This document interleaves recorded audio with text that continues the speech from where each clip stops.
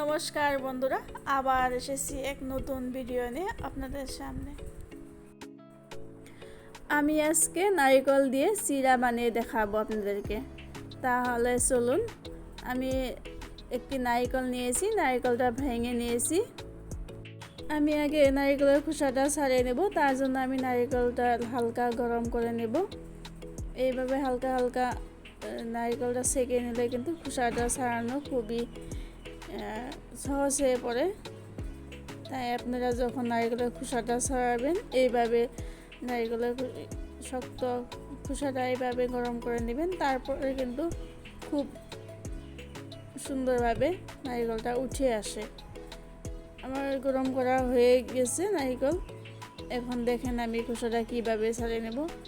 আমি এইভাবে ছুরির সাহায্যে নারকেলটার খোসার থেকে উঠিয়ে নেব। দেখুন কি সুন্দর উঠে গিয়েছে। আর আমি এইভাবেই সম্পূর্ণ নারকেল উঠিয়ে নেব খোসা থেকে। বন্ধুরা, যদি নারকেলের চিড়া আপনারা বানাতে শিখতে চান বা বানাতে চান, তাহলে সম্পূর্ণ ভিডিওটির সাথে থাকুন। মাঝে মাঝে যদি মিস করে দেন তাহলে কিন্তু জানবেন না বা কীভাবে বানানো হয় শিখবেন না। তাই আশা করি বা অনুরোধ করি সম্পূর্ণ ভিডিওটির সাথে থাকুন। আমি নারকেলের খোসা ছাড়িয়ে নিয়েছি। এখন আমি এটার উপরে যে লাল অংশ, এটাকে আমি বাদ দিয়ে দিব, কেটে ছাপা করে নেব। আর সাইডে যে পুড়ে গিয়েছিল নারকেলটা ছেঁকার সময়, আমি সেগুলো হালকা করে কেটে নিয়ে ছাপা করে নেব। আর এগুলো কেটে নিয়ে আবারও ভালো করে ধুয়ে নেব। আমি খোসা ছাড়িয়ে একবার ধুয়ে নিয়েছি, আবার এখনও ছাপা করে এগুলো লাল অংশটা বাদ দিয়ে আবারও ভালো করে ধুয়ে নেব। তাতে করে নারকেলের চিড়াটা খুব পরিষ্কার হবে। আমার কাটা হয়ে গিয়েছে। এখন এগুলোকে ভালো করে ধুয়ে নিয়েছি। এখন নিয়ে আবারও আমি যেভাবে টুকরোগুলো করব আপনাদেরকে দেখিয়ে দিয়েছি। এইভাবে নারকেলের টুকরোগুলো করব। খুব একটা সরুও করব না, খুব একটা মোটাও করব না। আমি এই সাইজে টুকরোগুলো করে নিয়েছি। এখন যাব আমি পরের পর্যায়ে। আমি এখানে নিয়ে নিয়েছি ঝাঁঝা। আর এই ঝাঁঝাটা আমার এক সাইড একটু বেশি মোটা লাগছে আর এক সাইড বেশি মিহি লাগছে। তাই আমি এই পুরানা ঝাঁঝা দিয়ে করে নেব।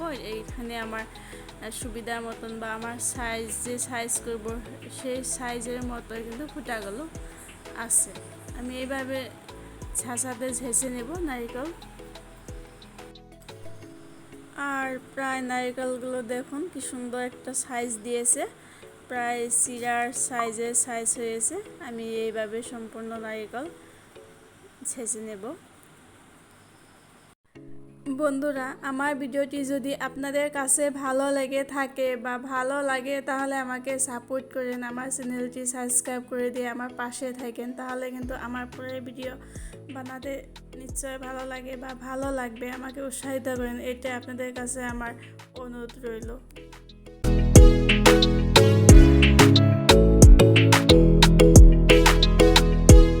সম্পূর্ণ নারকেল কুচানো হয়ে গিয়েছে। এখন আমি যাব পরের পর্যায়ে। আর আমি এই গুটি অংশগুলো নিলাম না, এগুলোকে আমি রেখে দিয়েছি। কুচানো অংশগুলো কড়াতে ঢেলে দিয়েছি। আমি এখানে কড়া বসে দিয়ে গ্যাসটা কিন্তু খুব কম ফ্লেমে রেখেছি। কড়াটা কিন্তু গরম হতে দিইনি, তার আগে কিন্তু আমি নারকেলগুলো ঢেলে দিয়েছি। না হলে কিন্তু নিচে থেকে নারকেলগুলো পুরার সম্ভাবনা থেকে যায় বা দেওয়ার সাথে সাথেই পুড়ে ওঠার সম্ভাবনা থেকে যায়। তাই কড়াইটা যখন হালকা গরম হবে বা হবে না, তার আগেই কিন্তু নারকেলগুলো ঢেলে দিতে হবে। আর আমি এইখানে মাঝারি সাইজের 1 কাপ চিনি দিয়ে দিয়েছি। খুব একটা ছোটো বা খুব একটা বড় কাপ নয়, কিন্তু মিষ্টিটা বেশ ভালো হবে। মিষ্টিটা একটু বেশি পরিমাণে দিয়েছি আমি, সেই পরিমাণে চিনি দিয়েছি। আর খুব আলতো আছে আমি ভেজে যাচ্ছি।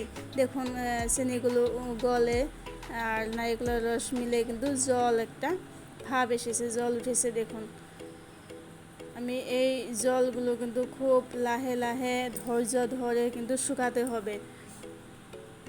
দেখুন লাহে লাহে চিনির রসগুলা বা নারকেলের রসগুলো কিন্তু শুকিয়ে আসছে। এভাবে কিন্তু লাহে লাহে শুকাতে হবে, না হলে কিন্তু আপনারা যদি তাড়াতাড়ি করেন, যে খুব তাড়াতাড়ি গ্যাসটা বাড়িয়ে দিয়ে তাড়াতাড়ি কাজটা করে নেব, এটা কিন্তু তাড়াতাড়ি করা কাজ নয়, না হলে কিন্তু নারকেলটা পুরো লাল হয়ে যাবে। দেখুন এখন যে পর্যায়ে এসেছে, লাড়ু বানানোর পর্যায়ে কিন্তু এসেছে, কিন্তু আমি তো লাড়ু বানাবো না, আমি বানাবো চিরা, তাই আমি আরও অনেক সময় ধৈর্য ধরে এটাকে ভেজে নেব। এখন যে আঠা আঠা ভাবটা আছে, এই আঠা আঠা ভাবটা কিন্তু ছাড়াতে হবে, আর আমি এটা খুব অল্প আছে নেড়ে চেড়ে আঠা আঠা ভাবটা ছাড়িয়ে নেব।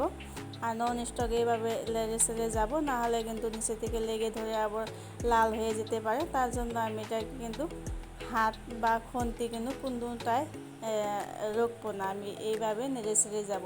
দেখুন আঠা আঠা ভাবটা অনেকটাই ছেড়ে দিয়েছে, এখন ঝরঝরা দিকে এসেছে বা ঝরঝরা হয়েছে। আমি হাত দিয়ে দেখাতে পারছি, কারণ এটা খুব অল্প আছে বা একদম লো আছে, তাই হাত দিয়ে দেখানো সম্ভব হয়েছে। প্রায় আমার চিরাটা ভাজা হয়ে গিয়েছে ঝরঝরা দিকে, কিন্তু এটাকে আরও শুকিয়ে নিতে হবে, না হলে কিন্তু ঘরে রেখে দিলে নষ্ট হয়ে যাবে। তার জন্য খুব অল্প আছে, একটু বেশি সময় নিয়ে একটু যতটুকু শুকনো করতে পারেন করে নেবেন, তত করে ভালো। তো এটা আমার ভাজা হয়ে গেছে বা শুকনো হয়ে গেছে, আর এটা ভাজতে আমার সময় লেগেছে মোটামুটি 25 থেকে 27 মিনিট সময় লেগেছে। আর আমি উপরে ফ্যান দিয়ে দিয়েছি, এইভাবে নাড়াচাড়া করে আমি ঠান্ডা করে নেব, তারপরে আমি স্টক করে বা বয়ামে ভরে রেখে দেব। আর দেখুন কি সুন্দর একটা সাইজ হয়েছে, প্রায় চিরার সাইজ হয়েছে, আর একদম একটা ঝরঝরে হয়েছে। আর উপরে ফ্যান দিয়ে আপনি যদি এটা উড়াতে চান, এটা কিন্তু চিরার মতোই কিন্তু উড়ে যাবে। তো বন্ধুরা, আপনারা সবাই ভালো থাকবেন, আশা করি ভিডিওটি ভালো লেগেছে, সাথে থাকবেন। আজকের জন্য নমস্কার।